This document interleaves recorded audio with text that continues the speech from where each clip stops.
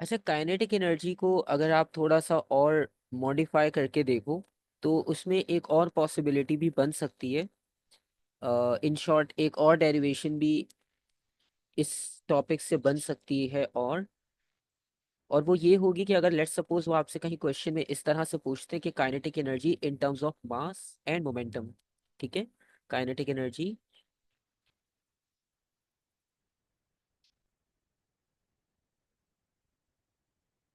In terms of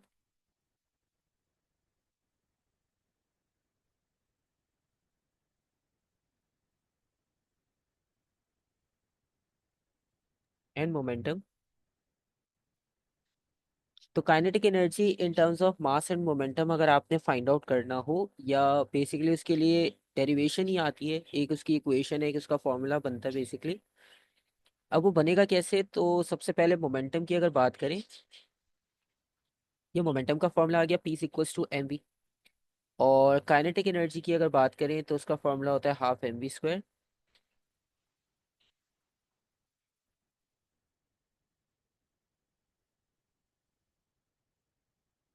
अब ये आपके पास दो क्वांटिटीज वो आ गई जिसकी हम बात कर रहे हैं कि काइनेटिक एनर्जी को आप इनसे रिलेट कैसे कर सकते हो। अब बेसिकली ये जो मोमेंटम का फॉर्मूला है, इसमें से अगर हम स्पीड को सब्जेक्ट बनाते हैं अपना, तो ये हो जाएगा मोमेंटम ओवर मास के इक्वल, जो कि हमारा मेन कंसर्न है अभी। तो अब मोमेंटम और मास आपको एक साथ मिल रहा है, और इस वैल्यू को सब्स्टिट्यूट कर सकते हैं हम यहाँ पर। ठीक है, तो हम इसे यहाँ पर सब्स्टिट्यूट कर देंगे। तो जब आप इसे सब्स्टिट्यूट कर दोगे तो काइनेटिक एनर्जी की इक्वेशन हो जाएगी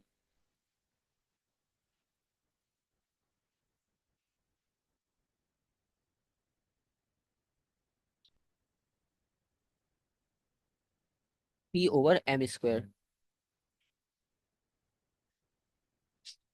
समझ गए सर। बाकी इसमें आपको पता है स्क्वायर है तो एम पे भी स्क्वायर आएगा, एक एम कैंसिल आउट हो जाएगा। तो फाइनली ये बचेगा आपके पास।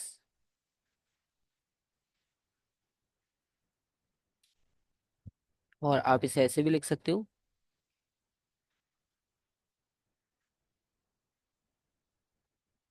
तो इन terms of mass and momentum, अगर कहीं पर आपको ये नजर आए लिखा हुआ, तो उसका मतलब वो इस इक्वेशन की बात कर रहे हैं। तो आपने इसे ड्राइव करना होगा। ठीक है। समझ ओके। गए। हाँ, अब इसके अलावा पावर का जो कॉन्सेप्ट है, पावर के कॉन्सेप्ट को ऐड करते हैं। अच्छा, इसके अलावा जो है वो एनर्जी की कन्वर्जन्स होती हैं।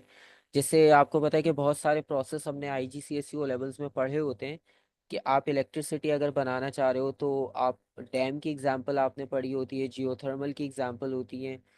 तो डिफरेंट डिफरेंट प्रोसेस से आप जो है वो एनर्जी को जनरेट कर सकते हो with the help of any other resource.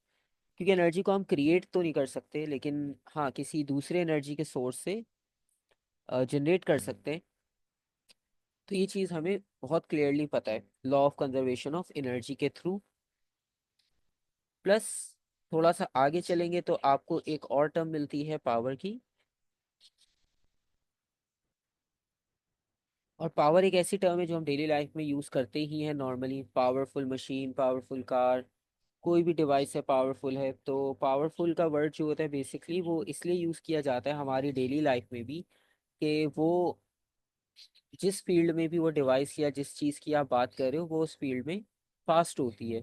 ठीक है, आपके पास न्यू कंप्यूटर्स आ रहे हैं, new laptops, iPads, etcetera etcetera, जो भी डिवाइसेस आ रही हैं, तो वो अपनी फील्ड में फास्टेस्ट फास्टेस्ट आती हैं पहले के कंपैरिजन में। तो इसलिए हम उसे पावरफुल कहते हैं। तो इससे हमें यह आइडिया मिलता है कि अगर आप जो काम पहले हो रहा था 1 घंटे में, अगर वो काम आप आधे घंटे में कर दो, 10 मिनट में कर दो, तो जितने कम टाइम में आप करोगे आप उतने पावरफुल हो। तो इसी चीज से आप इसकी डेफिनेशन को ड्राइव कर सकते हो, रेट ऑफ डूइंग वर्क।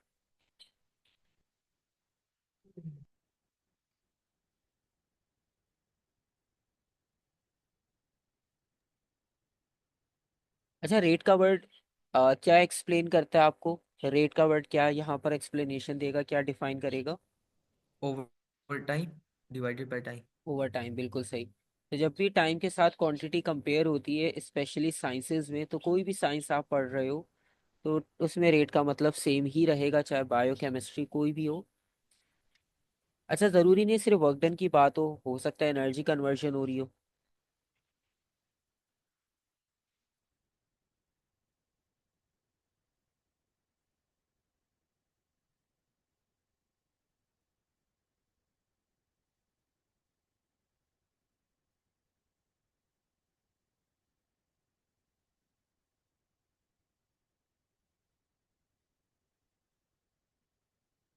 अच्छा, इसके अलावा एसआई यूनिट की अगर बात करें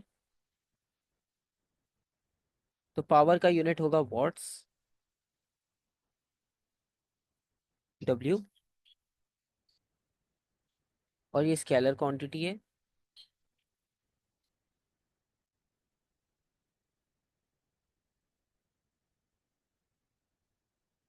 अच्छा, यहाँ पर क्या होगा कि पावर से रिलेटेड भी एक छोटी सी डेरिवेशन है जो कि 2022 में भी आई है लेटेस्ट, और शायद 24 या 23 की किसी एक वेरिएंट में भी थी। वो अभी पास पेपर्स देखेंगे तो याद आ जाएगा एग्जैक्टली ईयर भी। और वो डेरिवेशन भी बहुत सिंपल सी है। और वो डेरिवेशन ये है कि पावर इज इक्वल्स टू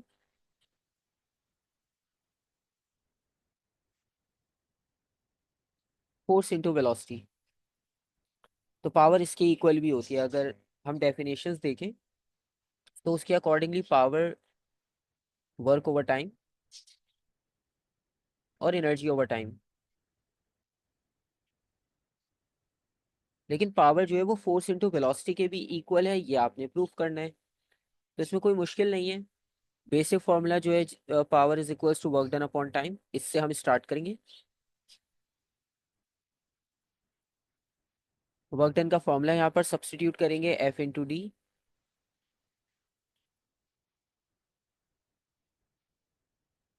अब यहाँ पर डी और जो टी की वैल्यू है, इन दोनों को अगर आप इंडिविजुअली देखो तो ये आपको स्पीड के इक्वल मिलेगा।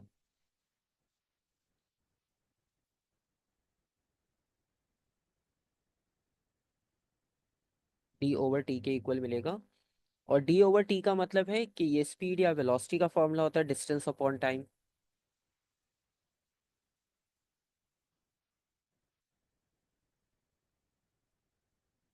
तो ये इक्वेशन ड्राइव हो जाएगी यहाँ पर।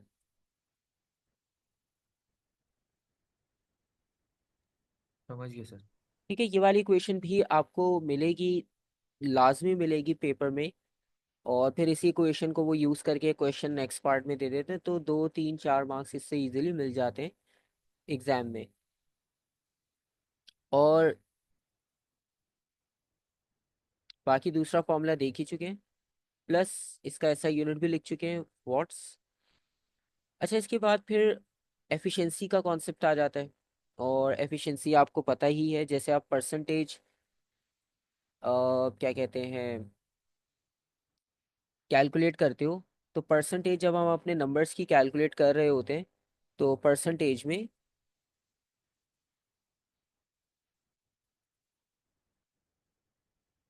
जो ऑप्टेन मार्क्स होते हैं उन्हें हम डिवाइड कर रहे होते हैं टोटल मार्क्स से और मल्टीप्लाई कर रहे होते हैं 100 से।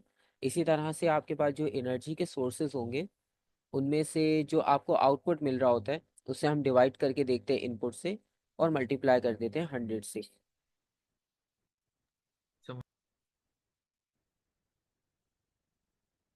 अच्छा, इसमें बस एक चीज़ छोटी सी समझने की है वैसे। डेफिनेशन लिख देता हूँ क्योंकि डेफिनेशन एएस में इम्पॉर्टेंट है। It is the ratio of useful output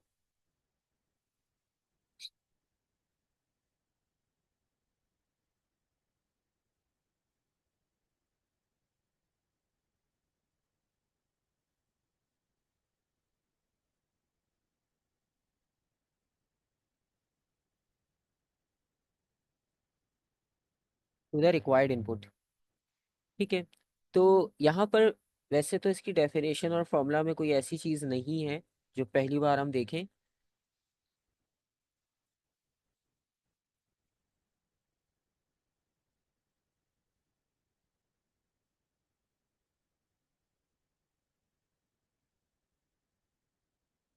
total input.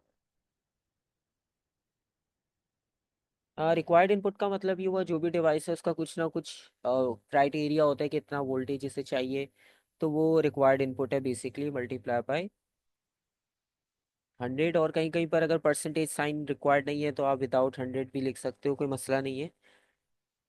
अच्छा, इसके अलावा क्या होता है कि अक्सर हम ये मिस्टेक करते हैं कि एफिशिएंसी तो कैलकुलेट कर रहे हैं और रेशियो का मतलब ये होता है कि हमेशा सेम क्वांटिटीज़ को आप डिवाइड करते हो रेशियो में, लेकिन फिर भी हम जल्दबाजी में अक्सर ये मिस्टेक करते हैं। जैसे अगर आपके पास कुछ रेशियोज लिखे हों, जैसे energy output divided by input, work done input output,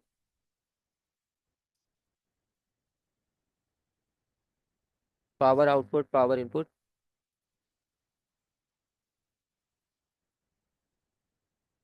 work done output energy input,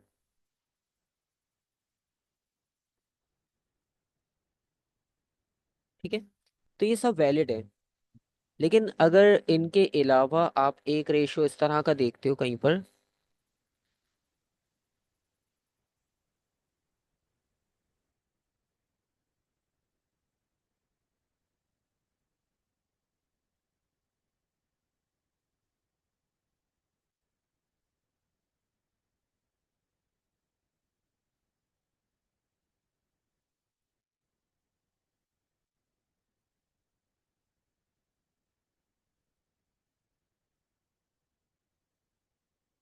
तो ये रेशियो जो लिखे हुए हैं तो इनके बारे में आपको क्या लगता है, ये सही है या गलत है?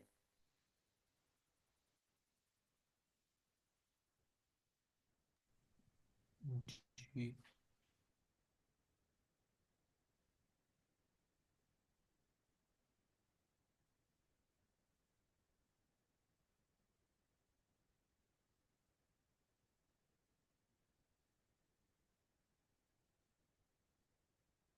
अच्छा, ये वाले सारे रेशियो सही है या इनमें कुछ है गड़बड़ के ये पॉसिबल नहीं है या इसमें कोई मिस्टेक है? सर ये सही है।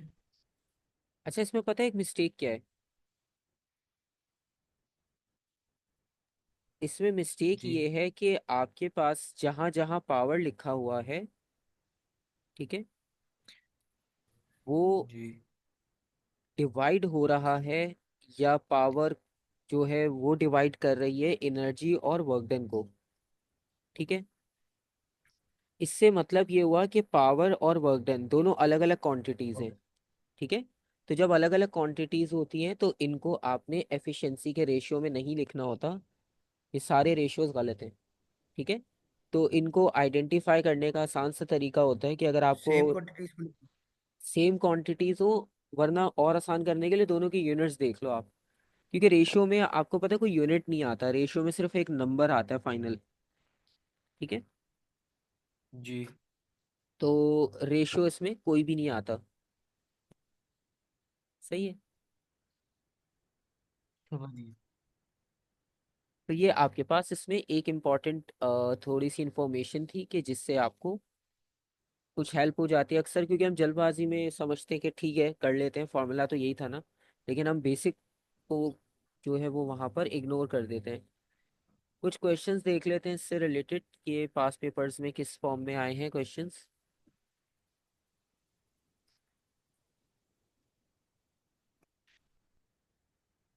बहुत ज़्यादा क्वेश्चंस नहीं मिलेंगे आपको, सिर्फ वर्क डन से रिलेटेड, क्योंकि इसमें आपको पता है कि दूसरी चीज़ें भी इंक्लूडेड हैं।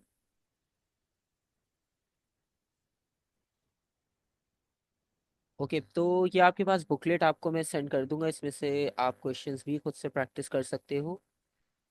फिलहाल हम लेटेस्ट से स्टार्ट करेंगे क्योंकि पुराने पेपर्स में सिलेबस चेंज था, तो कुछ चीज़ें उसमें शायद ऐसी आपको मिलेंगी कि जो थोड़ी सी आपको लगे कि ये तो है ही नहीं अब न्यू सिलेबस में, तो इसलिए हम न्यू पेपर से स्टार्ट करते हैं। फिर आपको आइडिया भी हो जाता है कि कौन कौन से टॉपिक्स इंक्लूडेड हैं और कौन से नहीं हैं। ओके। जो नोट्स में डेरिवेशंस की हैं, अगर उस टाइप का कोई क्वेश्चन आएगा तो उसे हम पूरा सॉल्व नहीं करेंगे, क्योंकि ऑलरेडी हम ड्राइव कर चुके हैं, तो वो नोट्स के रेफरेंस से ही आप वहाँ पर उसे टिक मार्क करके हम इग्नोर कर देंगे, ठीक है। अब जैसे फर्स्ट क्वेश्चन है हमारे पास, इसमें लिखा हुआ है अ मास m moves a vertical distance delta h in a uniform gravitational field and gains gravitational potential energy. The acceleration of the free fall is g. Use the concept of work done to show that energy is equals to mgh. तो basically वो आपसे क्या कह रहे हैं कि potential energy जो है वो इक्वल है mgh के, या आपने ड्राइव करके दिखाना है बेसिकली। ठीक है, तो इस क्वेश्चन में आपको 2 मार्क्स के लिए क्या करनी है, डेरिवेशन। और एक चीज आप नोटिस कर रहे होगे कि उन्होंने ये जो रेफरेंस दिया वर्टिकल हाइट यूनिफॉर्म ग्रेविटेशनल का, तो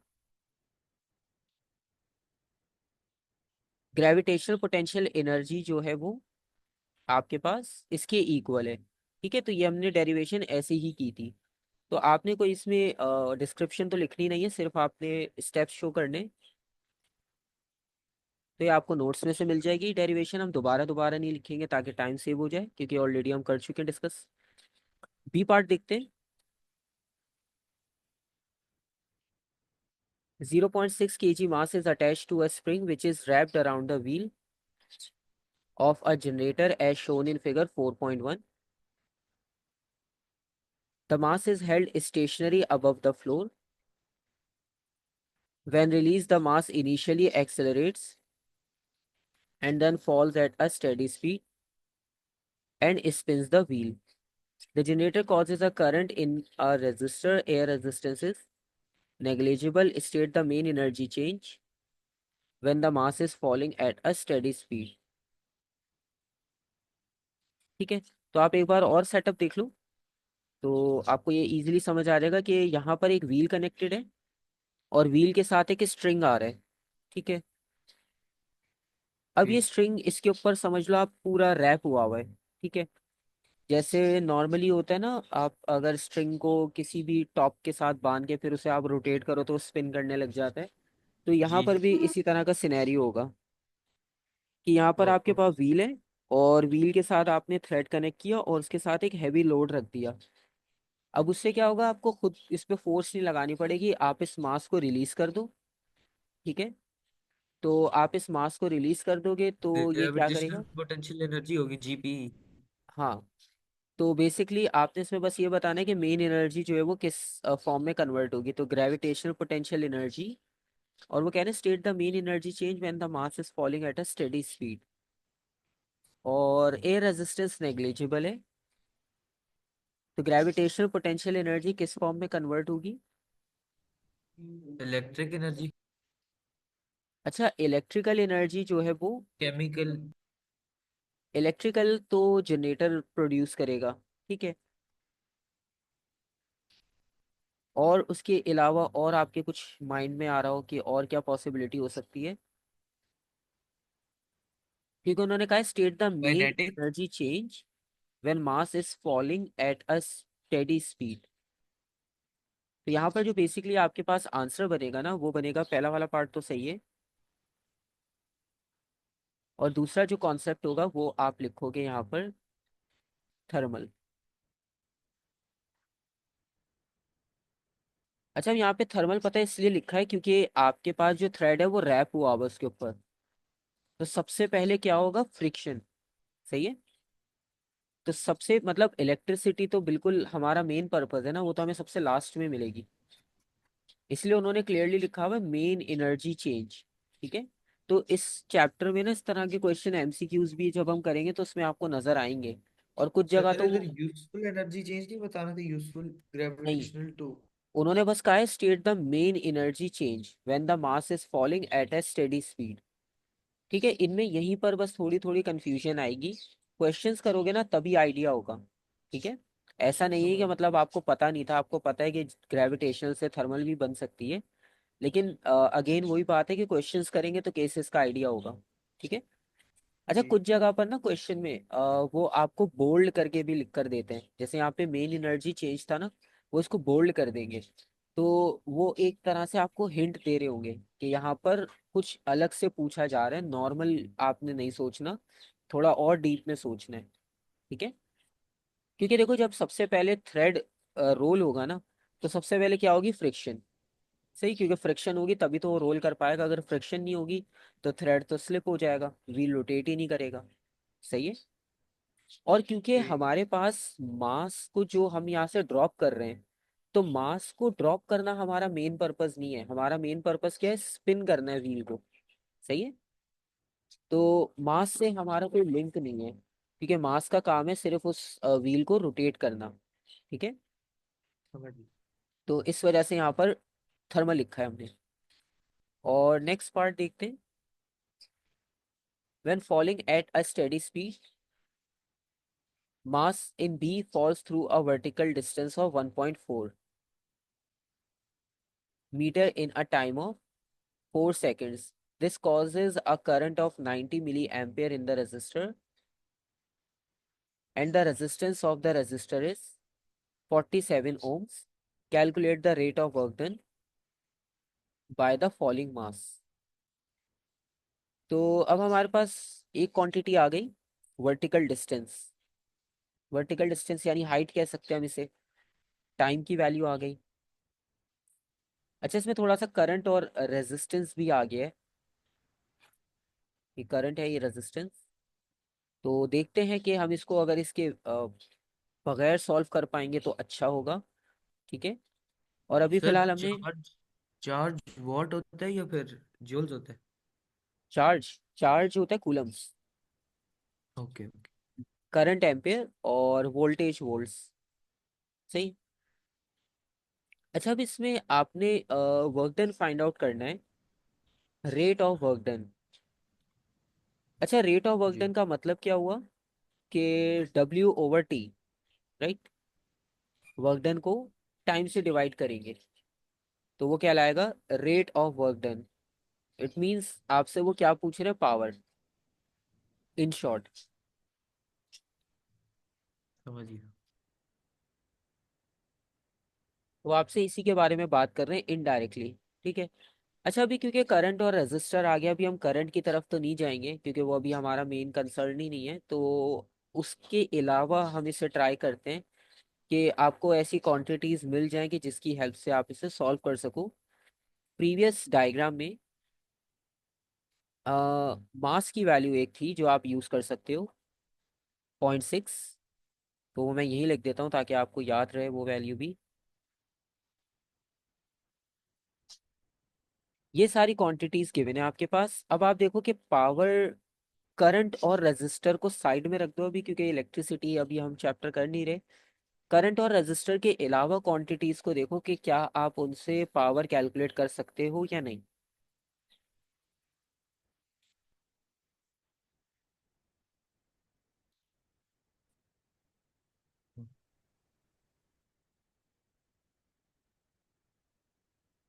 पावर का फॉर्मूला है work done upon time. Work done given नहीं है। और क्या इसमें हो सकता है, इजी है, मतलब बेसिक फॉर्मूला से हो जाएगा, तो इतना मुश्किल नहीं है।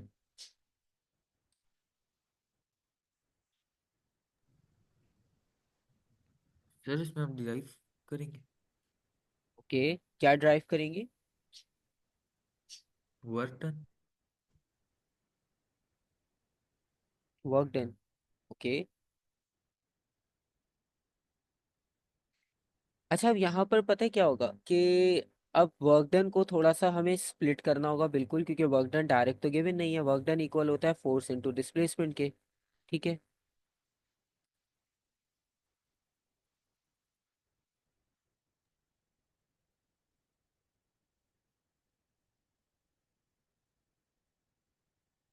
अच्छा, फोर्स की जगह पर बॉडी का वेट ले सकते हैं। ठीक है।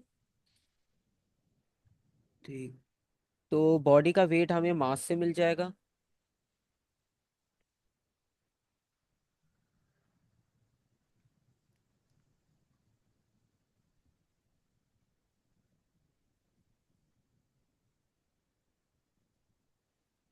तो इससे कैलकुलेशन हो जाएगी। ठीक है। ओके।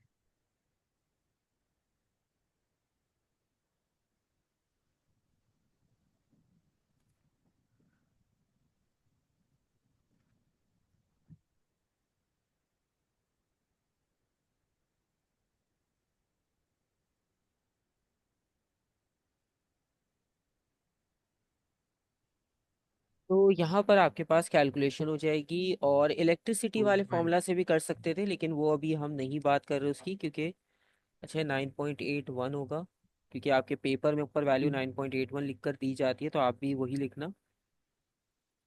ओके। 2.06, 2.1 राउंड ऑफ, ठीक है।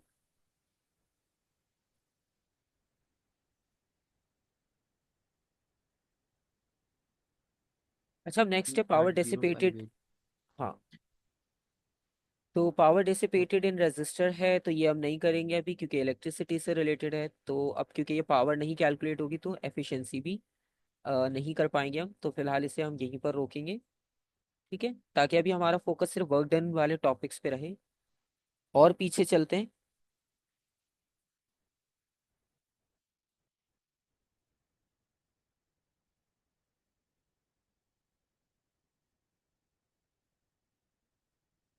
ये आ गया, हाँ, इस क्वेश्चन की मैं बात कर रहा था।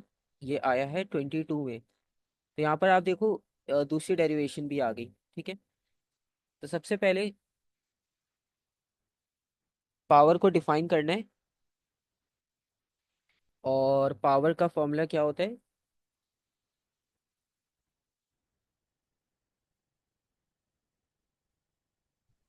Rate of doing work is called power, या रेट ऑफ एनर्जी कन्वर्जन। अच्छा, सेकंड पार्ट में आपने डिस्क्रिप्शन उन्होंने दी है, लेकिन इन शॉर्ट करना क्या है? डेफिनेशन ऑफ पावर यूज करनी है, और इसे ड्राइव करके दिखाना है कि ये इसके इक्वल है। ठीक है, तो ये भी हम नोट्स में कर चुके हैं।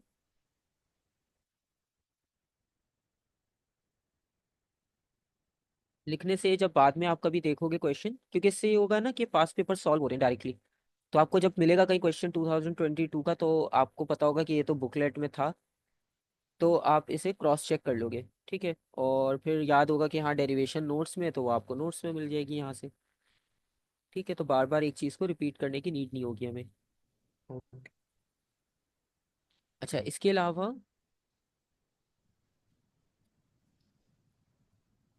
a block is pulled up a slope by a wire attached to a motor.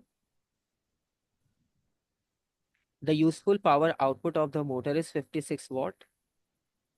The block has a weight of 430 Newton and travels with constant velocity along the slope at an 11 degrees to the horizontal. अब आप देखो forces इसमें easily link हो गया। ठीक है, कल हमने रिवाइज भी किया था वो फोर्सेस वाला कॉन्सेप्ट, के वर्टिकल और हॉरिजॉन्टल वाला जो टॉपिक है वो आपके माइंड में होना चाहिए। यहाँ पर देखो 11 डिग्री टू द हॉरिजॉन्टल। ठीक है, तो फोर्सेस तो आती ही है हर टॉपिक में, तो फोर्सेस का आना आपको ज़रूरी है। खैर, इसमें हॉरिजॉन्टल के साथ है तो मुश्किल नहीं है, आसान है। और पावर आउटपुट उन्होंने दिए, पावर आउटपुट गिवन है, और block has a weight of 430 newton, travels with a constant velocity along the slope, angle of 11 degree to the horizontal. Okay. अच्छा, रेजिस्टिव फोर्स कोई नहीं है, तो इसका मतलब है फ्रिक्शन को यहाँ पर आपने कंसिडर नहीं करना है। Calculate the tension in the wire. तो टेंशन इन द वायर आपने कैलकुलेट करनी है। Tension in the wire. हाँ, तो अब आप देखो कि इस डायग्राम को आप कैसे ब्रेक डाउन करोगे, कंपोनेंट्स कैसे बनाओगे, और कैलकुलेशन कैसे करोगे। ज़्यादा लंबा कोई क्वेश्चन नहीं है, सिर्फ 2 मार्क्स का है। तो बस कंपोनेंट सही आइडेंटिफाई कर लो, तो आंसर भी सही आ जाएगा।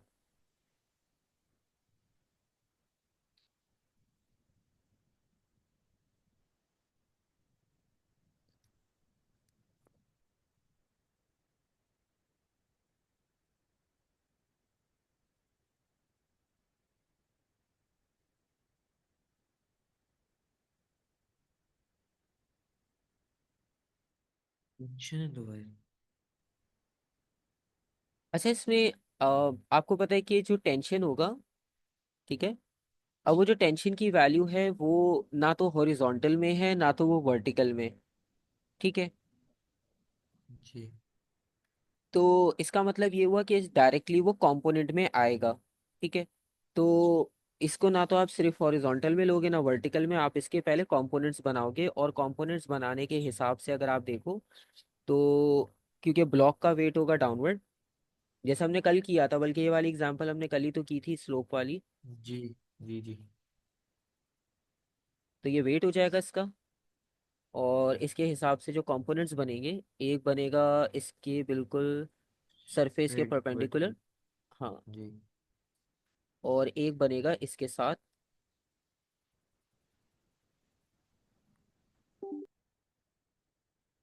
इस डायरेक्शन में।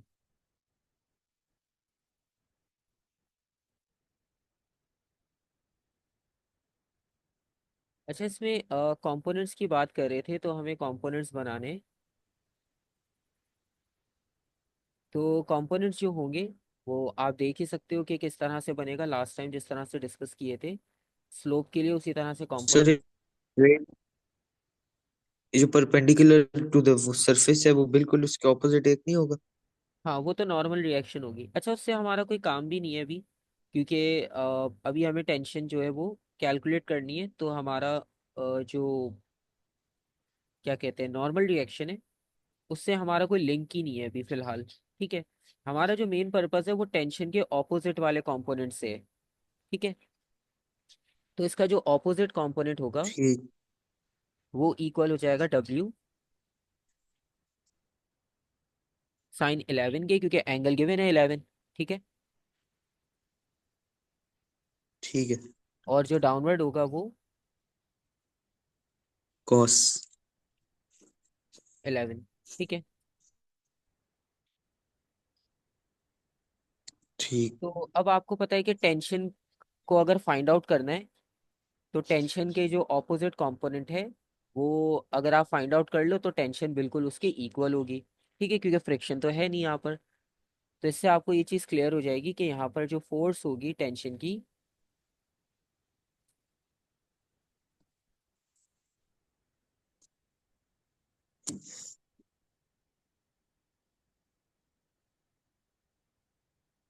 टेंशन की फोर्स इक्वल है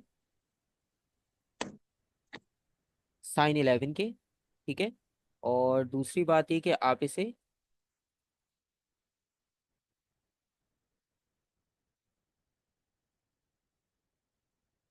सब्ट्रैक्ट करोगे। ठीक है, क्योंकि ये यहाँ पर आएगी तो इसका साइन चेंज हो जाएगा। और अगर आप ऐसे लिखना चाह रहे हो तो आप डायरेक्ट भी लिख सकते हो इस फॉर्म में। ठीक है, मसला नहीं है, जैसे आपके लिए इजी हो। और बॉडी का वेट है 430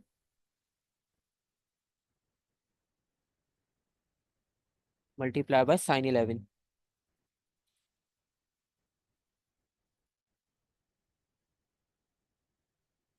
तो यहाँ पर होगा 430 मल्टीप्लाई बाय साइन 11, 82 न्यूटन। ठीक है। तो 82 न्यूटन जो है वो टेंशन की वैल्यू होगी।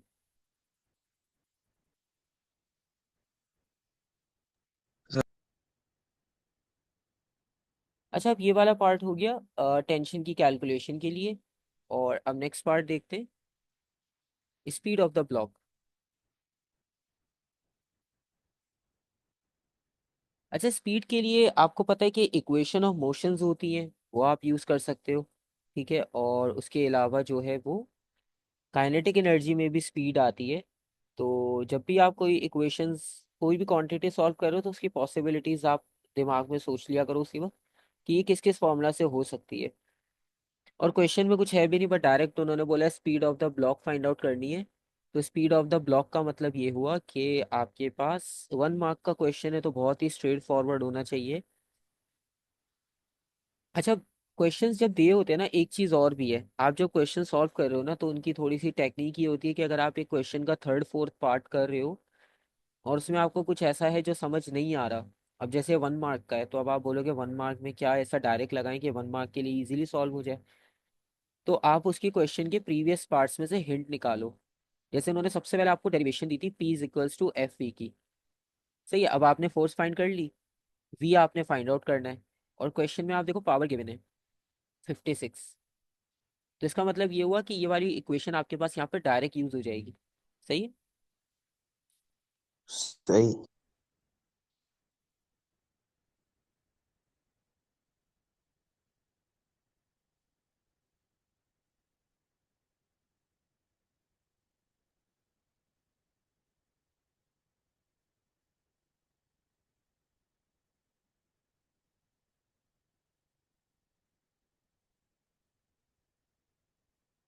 तो यहाँ पर 56 डिवाइडेड बाय 82, 0.68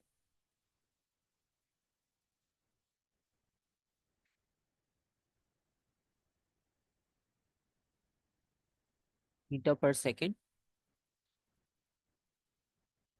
थर्ड पार्ट में वो कह रहे हैं the rate of increase of gravitational potential energy of the block is equals to the useful power output of the motor. One of the reasons for this is that there is no work done against resistive forces. अब वो यहाँ पर कह रहे हैं the rate of gravitational potential energy of the block is equals to useful power output of the motor. अच्छा, normally क्या होता है कि एनर्जी पूरी यूटिलाइज नहीं होती, कुछ वेस्ट होती है, ठीक है। लेकिन यहाँ पर आप जो स्टेटमेंट पढ़ रहे हो उसमें लिखा हुआ है कि जितनी आपके पास ग्रेविटेशनल पोटेंशियल एनर्जी इंक्रीज हुई है वो सारी की सारी इक्वल है useful power output of the motor के। यूजफुल आउटपुट, ठीक है, यानी आपने फुल यूटिलाइज कर लिया उसे।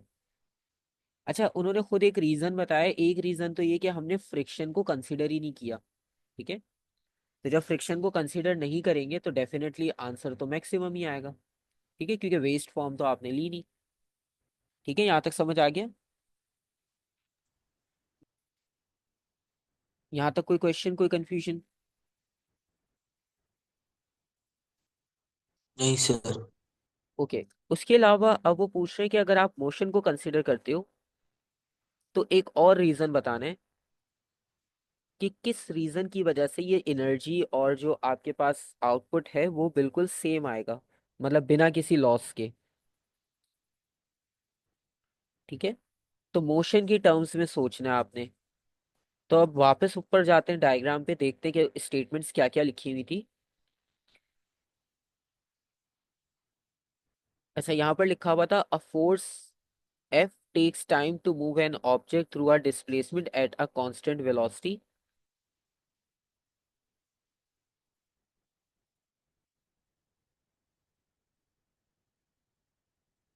in the direction of the force.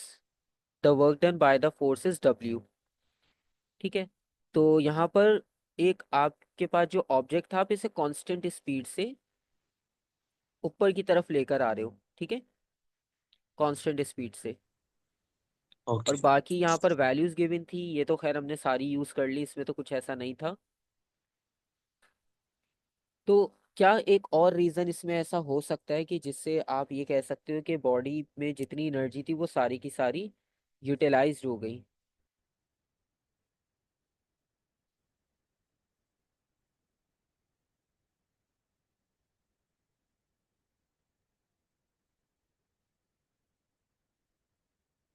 अच्छा, इसका रीजन मैं आपको बताता हूँ कि क्लियरली ऊपर लिखा हुआ था अभी क्वेश्चन में कि बॉडी जो है वो कांस्टेंट स्पीड से मूव कर रही है, ठीक है। अच्छा देखो, हिंट वो खुद दे रहे क्वेश्चन में, उन्होंने कहा है बाय कंसीडरिंग द मोशन। तो अगर आप मोशन को कंसीडर करते हो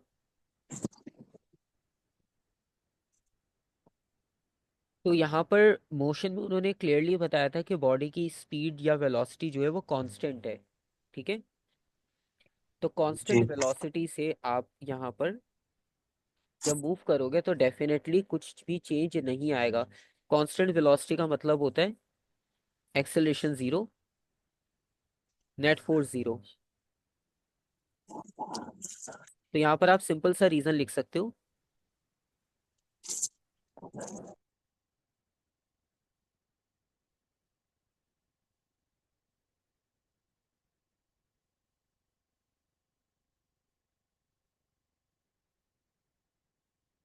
अच्छा, उसके बाद वो लास्ट पार्ट कह रहे थे motor has an efficiency of 80%।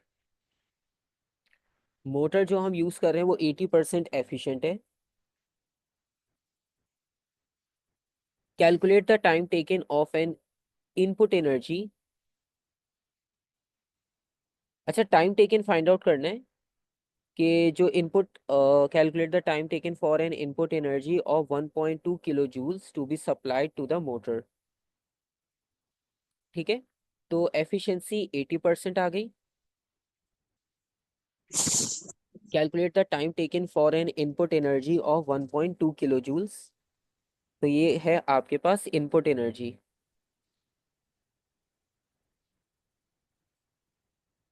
ठीक है।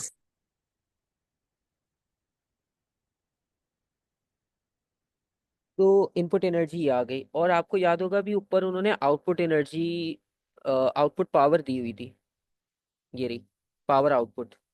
तो पावर आउटपुट के बारे में हमें पहले से पता है। तो जब आप एफिशिएंसी फाइंड आउट कर रहे हो, तो एफिशिएंसी को आप, अब अगेन वही वाली बात, देखो यहाँ पर उन्होंने दिया है इनपुट एनर्जी, और आपके पास गिवन है आउटपुट पावर। अब बहुत सारे स्टूडेंट्स जल्दी में क्या करेंगे, दोनों को डिवाइड करेंगे, मल्टीप्लाई बाय 100 और आंसर आ जाएगा। ठीक है, और वो गलत हो जाएगा, क्योंकि दोनों क्वांटिटीज अलग हैं, दोनों का रेशियो नहीं निकलेगा, दोनों क्वांटिटीज अलग अलग होती हैं। इसको आपने माइंड में रखना है। ठीक है, ये वही वाली मिस्टेक हो जाएगी जो अभी हमने यहाँ डिस्कस की थी, ये रही। ठीक है, पावर आउटपुट गिवन है, ये और उसकी जगह पर आपके पास ये रहा पावर आउटपुट और एनर्जी इनपुट। तो ये गलत है, ऐसा पॉसिबल नहीं होता। तो यहाँ पर भी आपने इस चीज़ का ध्यान रखना होगा। तो आप ये करोगे कि एफिशिएंसी 80% है, अगर उसका परसेंट हटा दो तो वो 0.8 बनेगा, यूजफुल आउटपुट पावर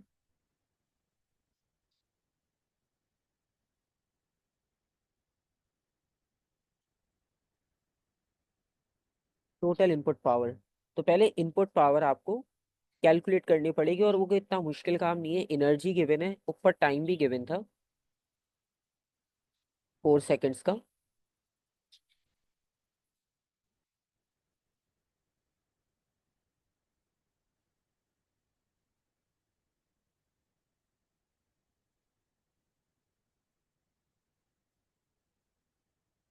तो 4 सेकेंड शायद प्रीवियस क्वेश्चन में था, इसमें आपके पास स्पीड है, पावर है, फोर्स है, और बॉडी का वेट है। सही है। अच्छा, इसमें टाइम गिवन नहीं है, टाइम वो प्रीवियस वाले क्वेश्चन में था। सही है।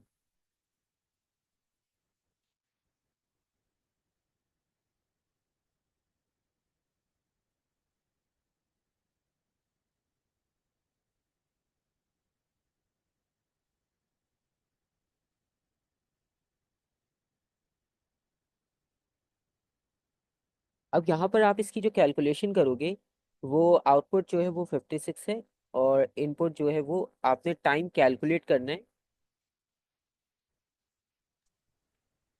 तो टाइम तो ठीक। हमने कैलकुलेट करना है, तो हम उसे ऐसे ही ढूंढ रहे थे। तो एफिशिएंसी की जगह पर आ जाएगा 80/100। उसका परसेंट साइन हटा देंगे, क्योंकि हमें जो है वो टाइम कैलकुलेट करना है। आउटपुट की जगह पर 56, इनपुट एनर्जी की जगह पर हम ये लिखेंगे, क्योंकि पावर का फॉर्मूला होता है एनर्जी अपॉन टाइम। और यहाँ पर क्योंकि हमारे पास एनर्जी गिवन है, ठीक है, तो इसकी जगह पर आप देख सकते हो कि क्या वैल्यू आनी चाहिए। ठीक है,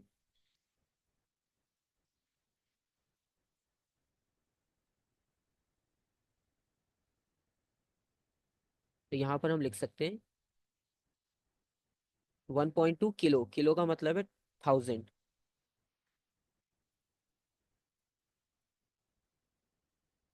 ठीक है, तो ये बेसिकली आपके पास इनपुट वैल्यू होगी। अच्छा, दूसरा तरीका ये है कि आपको पता है कि ये 80% एफिशिएंट है। ठीक है, तो आप सिंपली ये भी चेक कर सकते हो कि 56 आउटपुट है और इनपुट की वैल्यू कितनी है, तो 80% उसका कैलकुलेट कर लिया जाए। ठीक है, तो मल्टीपल पॉसिबिलिटीज हैं। अब यहाँ पर ये इस तरह से बन जाएगा, 0.8 इज इक्वल्स टू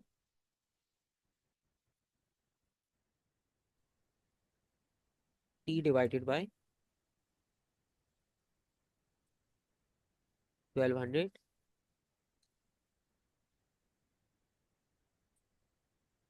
और ये दूसरी तरफ जाकर डिवाइड हो जाएगा।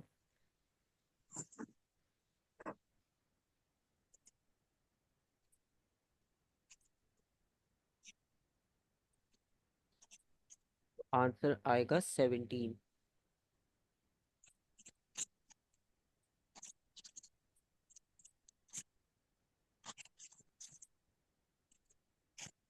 तो 17 सेकेंड्स का जो है वो टाइम रिक्वायर्ड होगा अगर आपने जो इनपुट एनर्जी है इतनी प्रोवाइड की और आउटपुट आपके पास 56 आ रही है विद 80% एफिशिएंसी के।